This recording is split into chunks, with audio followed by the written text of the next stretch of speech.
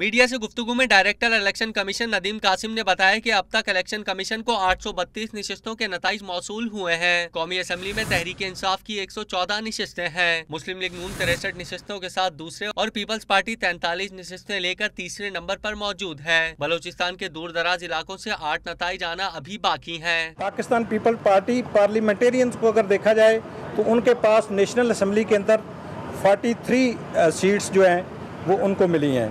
उसके बाद independent candidates जो हैं वो 14 की तादाद में नेशनल असेंबली के मेंबरान इलेक्ट हुए हैं। मुत्तहिदा मजलिस अमल पाकिस्तान जो है उनके पास 11 सीट्स आई हैं।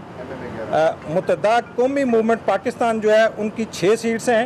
नदीम कासिम का कहना था कि इंतखाबात में टर्नआउट 51.85% रहा। इलेक्शन कमीशन को तहरीरी तौर पर कोई शिकायत मौसूल नहीं हुई। ये जो शिकायत हैं इस वक्त तक इलेक्शन कमीशन के पास इन राइटिंग किसी किस्म की कोई शिकायत नहीं है।